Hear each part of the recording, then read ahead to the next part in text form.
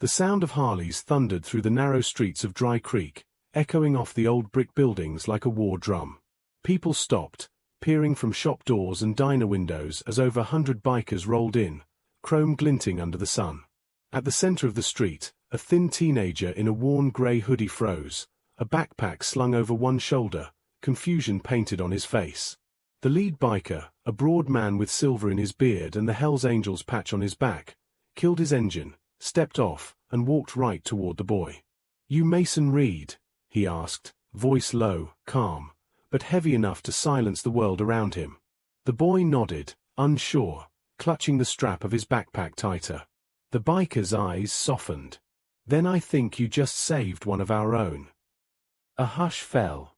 Mason blinked. Saved? He didn't even know what the man was talking about. Just yesterday, Mason had been sitting behind Benny's diner, finishing off a half-eaten sandwich someone had tossed away, when a Harley sputtered to a stop by the dumpster. That's when his story, and everything he thought he knew about kindness, began. The afternoon sun burned hot on the cracked asphalt behind Benny's diner, where Mason spent most of his days hiding from the world. His hoodie was 2 sizes too big, his shoes worn thin, and his hands carried the grime of too many nights without a roof. Still, he never begged. He just helped where he could, wiping tables, taking out trash, trading small favors for food. He was rinsing a bucket behind the diner when he heard it, a loud cough from a Harley-Davidson that had rolled to a stop by the dumpster. The bike looked tired, smoke curling from its exhaust. A man sat on it, maybe mid-40s, broad-shouldered with faded tattoos climbing up his arms. His face was pale, and his left hand gripped his chest. "Hey, sir. You okay?" Mason called, stepping closer. The man tried to answer but slumped sideways, barely catching himself on the handlebar. Mason dropped the bucket and rushed over. He didn't think, he just reacted. "Stay with me, all right?" Mason shouted, pulling the man's heavy arm over his shoulder. "Don't close your eyes." Inside, Benny's head cook, a big guy named Tommy, looked out the window and saw the kid struggling. He ran out, cursing. Together they got the biker onto the ground. "Heart meds, in the Saddlebag," the man gasped. Mason sprinted to the bag, rummaged through until he found a small pill bottle, then hurried back and popped one into the man's mouth, handing him water from an old bottle. Within minutes, the biker's breathing steadied. He opened his eyes, looking at the kid who'd just saved him. "You, from around here?" he asked, voice weak. Mason shook his head. "No, sir. Just passin' through." The biker chuckled faintly. "Passin' through, huh?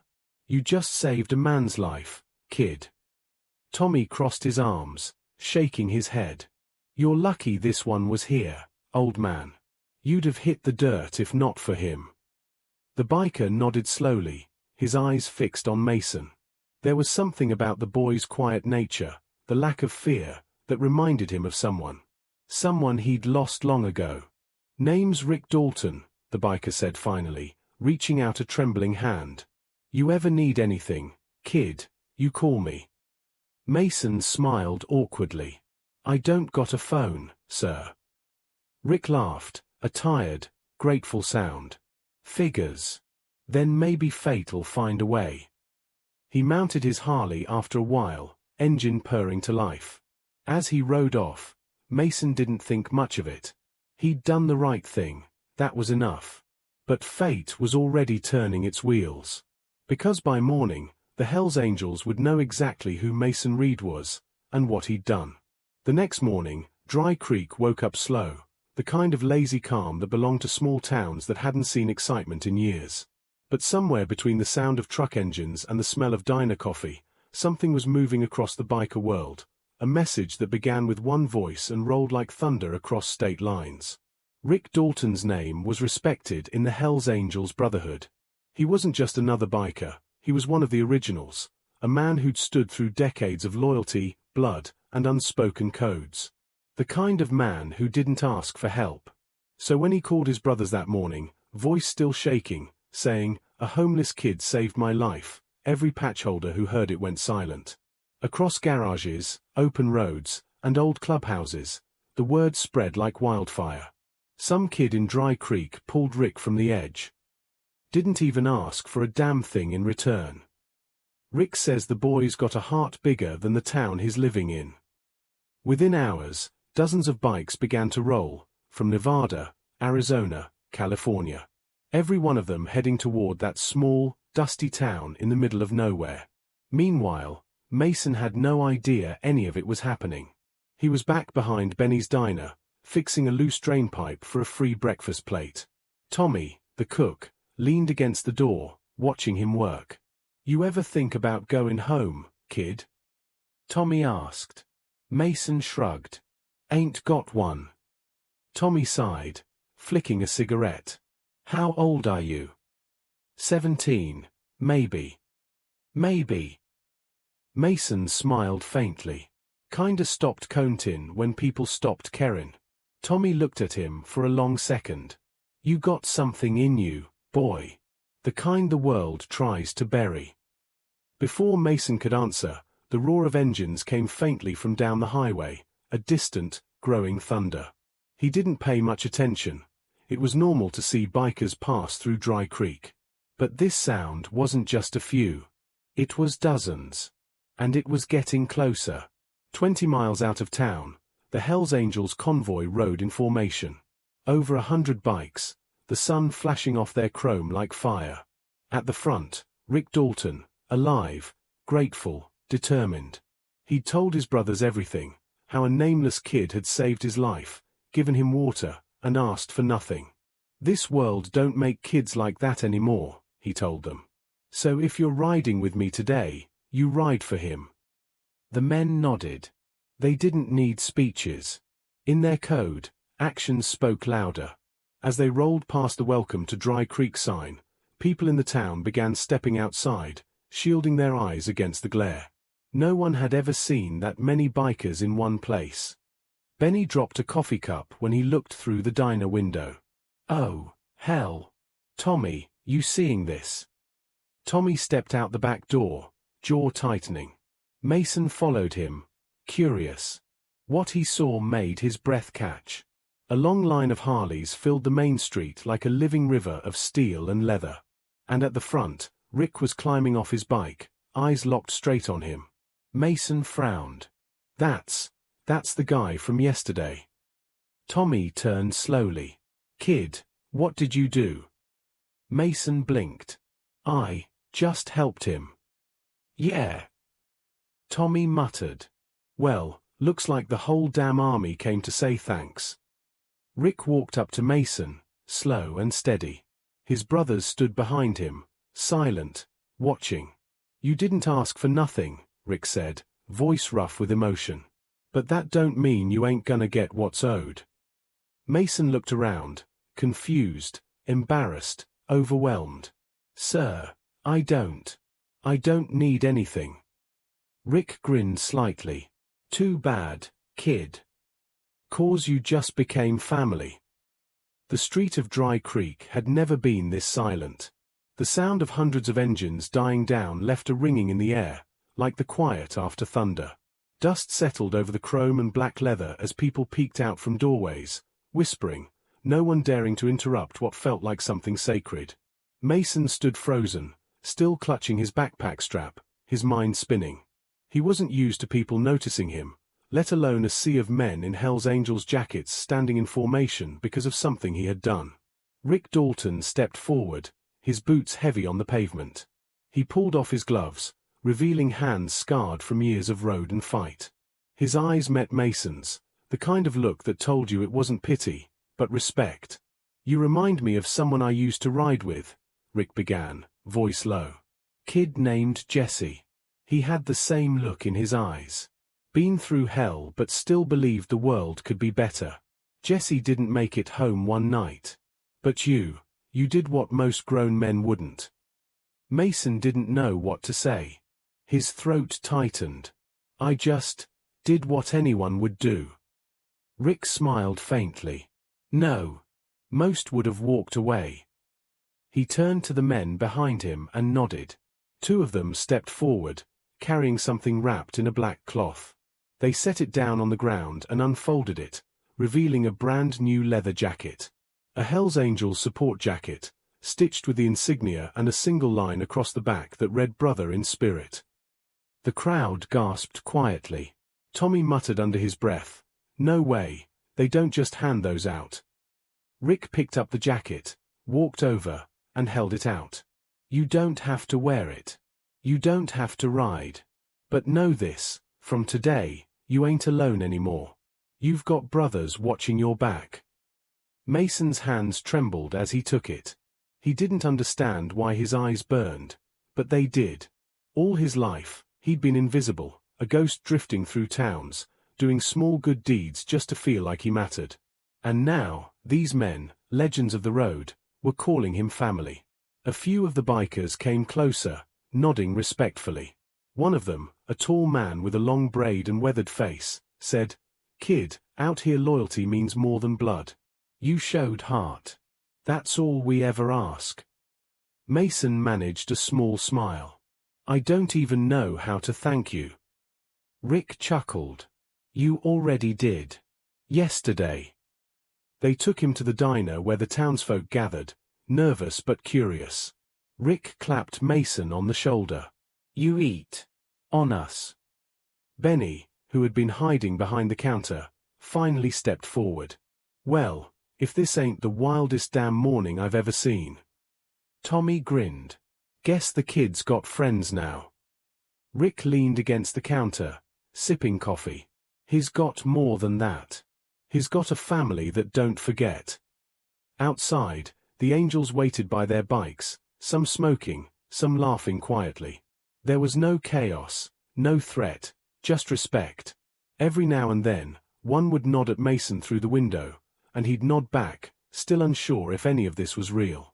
For the first time in years, he felt safe. But fate, as it often did, wasn't done testing him yet. Because while the Angels had come to honor him, someone else in town saw their arrival as a threat, and that someone had a grudge that was about to light a fuse. By late afternoon, the rumble of the Harleys still echoed faintly through Dry Creek. Most of the Hells Angels had parked near the diner, laughing, swapping stories, and shaking hands with locals who finally gathered the courage to come outside.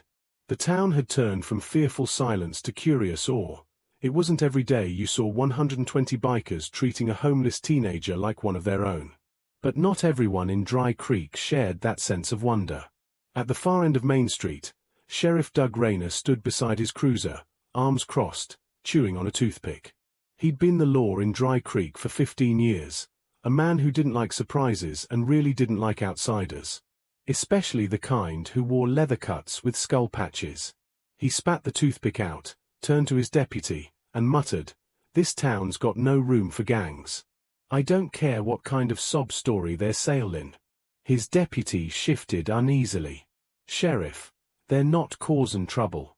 Folks say they came to thank some kid." Rayner snorted. "Yeah. Well, around here, 100 bikes in one place is trouble whether they're pryin' or riding. Let's pay our hero a visit." Inside Benny's diner, Mason was halfway through his first real hot meal in weeks: eggs, bacon, toast, and a slice of pie he hadn't even touched yet. Rick Dalton sat across from him, smiling faintly. "You eat like a man who ain't had breakfast in a year," Rick said. Mason grinned shyly. "Maybe two." Rick's laughter filled the small diner. "Well, you keep at it. You earned it." The door suddenly jingled. The laughter stopped. Two uniformed men walked in, Sheriff Rayner and his deputy. The air thickened. Even without a word, every biker in the room tensed, eyes tracking the sheriff's every move.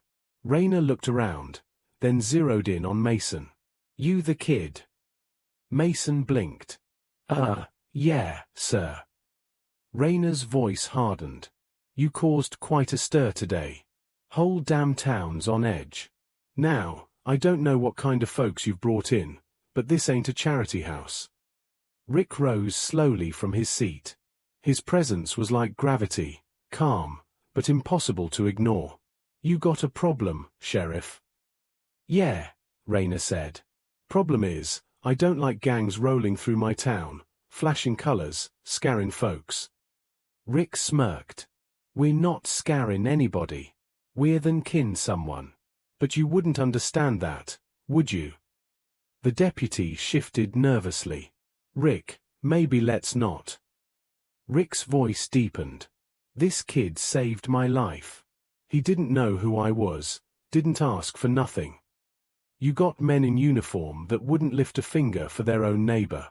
Maybe check your house before you judge mine. A quiet murmur rolled through the diner. The sheriff's jaw tightened. Watch yourself, Dalton. I can still run background checks. Rick leaned forward, eyes locked on his. Then run one. You'll find I paid my dues. But I don't owe fear to a man hidden behind a badge. Rayner stepped closer, face to face now. You get your crew out of here by sundown. That's an order. Rick didn't blink. We'll ride when we're done, not when you bark. The sheriff's eyes flicked toward Mason. And you, boy, you think these men are your friends? They'll be gone tomorrow. You'll still be nobody. Mason's chest tightened. The words hit deeper than he expected. For a moment, he dropped his gaze, but then Rick's voice cut through the silence like steel. Look at me, kid. Mason looked up. Rick said, you don't let small men decide your worth. You did something good.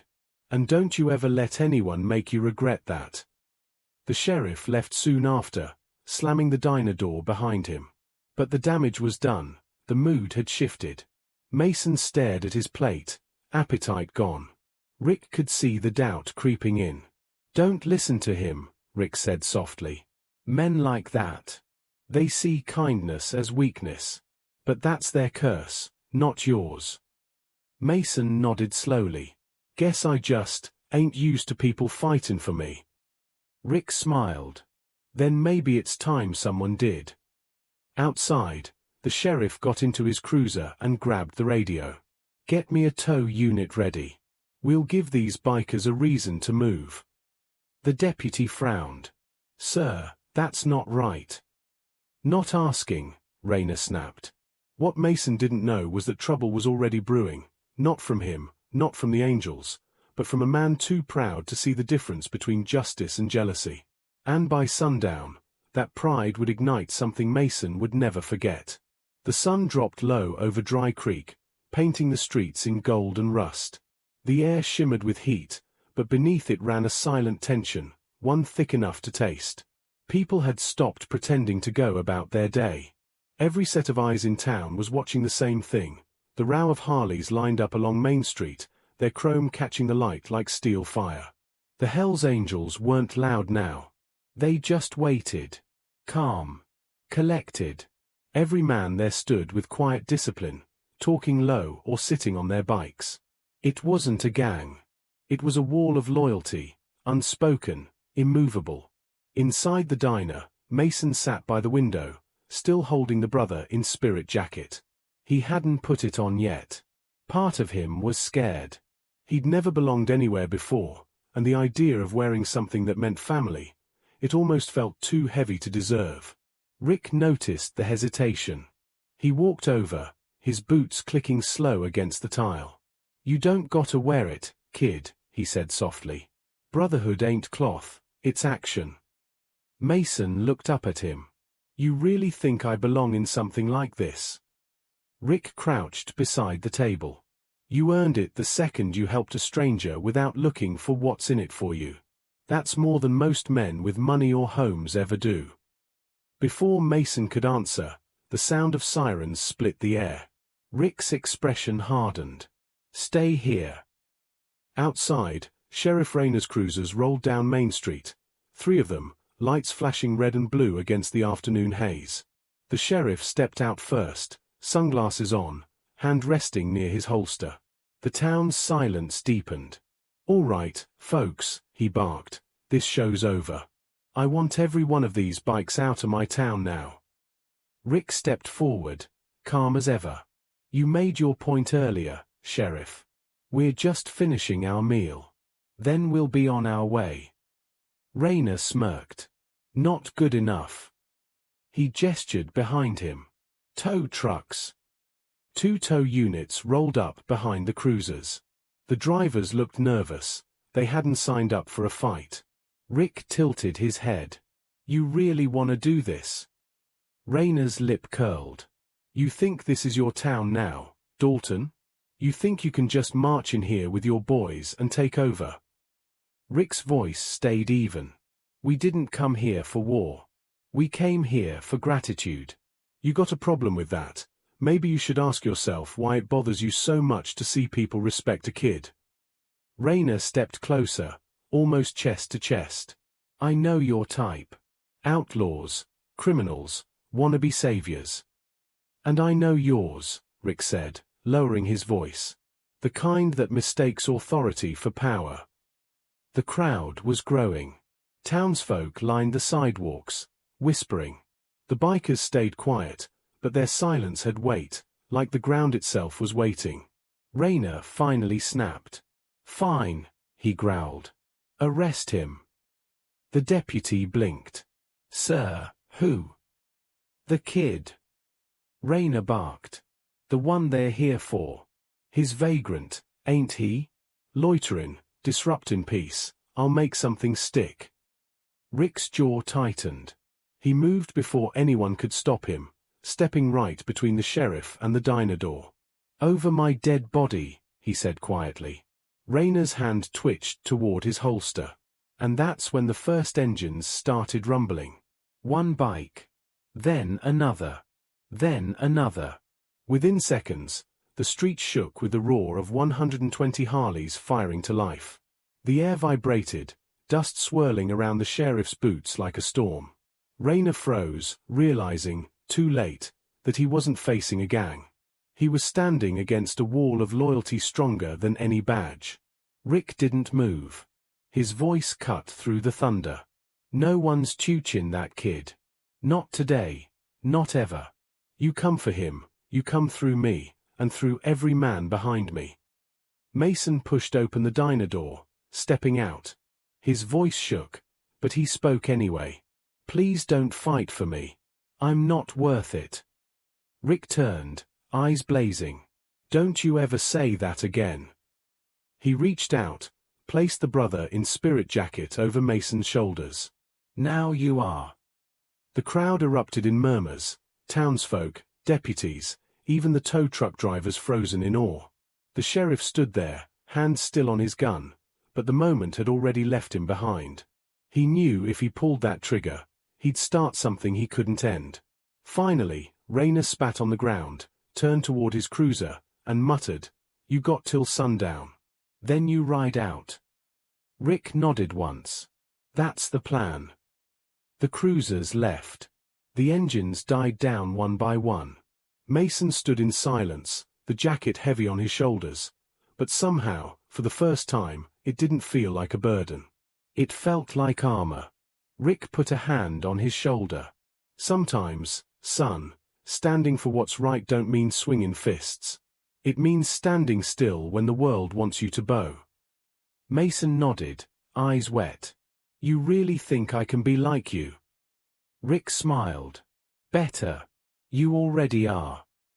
The next morning, Dry Creek woke to a silence that felt different. Softer, lighter, like the air after heavy rain. The streets were still dusted from the previous day's chaos, but there was peace in that dust now. Mason sat on the diner's front steps, the brother in spirit jacket draped over his shoulders. The early sunlight caught the leather's red stitching, the small wings on the back glinting faintly. He traced them with his fingers, still not sure if any of it had really happened. Rick Dalton walked up beside him, 2 coffees in hand.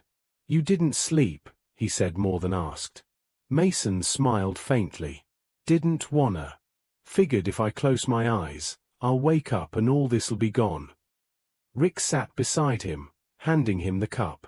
Ain't going nowhere, kid. You did something most grown men wouldn't. You acted with heart. That's the kinda thing the world remembers, even when it pretends it don't. Mason sipped the coffee, wincing at the bitterness. I don't know how to thank you. Rick looked out at the road. You already did.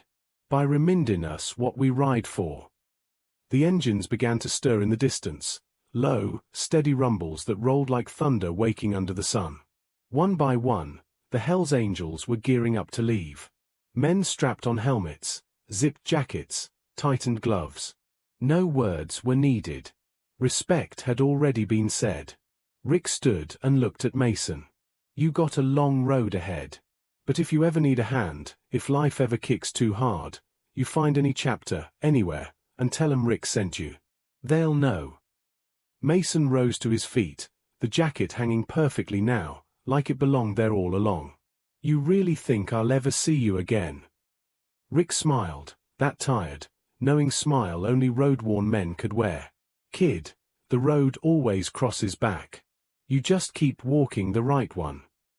They shook hands, and for a brief second, the boy and the biker weren't from two different worlds.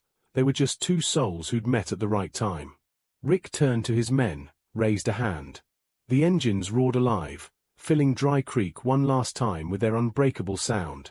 As the convoy rolled out, the townsfolk gathered along the sidewalks, not in fear this time, but in quiet respect. Mason watched until the last Harley disappeared beyond the horizon. Then he looked down at his jacket again, and for the first time in years, he smiled without sadness. He whispered under his breath, "Guess I ain't alone anymore." Sometimes, kindness doesn't echo right away. It rides the long road before finding its way back to you. In a world that often mistakes power for strength, it's the silent acts of good that roar the loudest. A simple hand offered to someone in need can build bridges stronger than blood or law.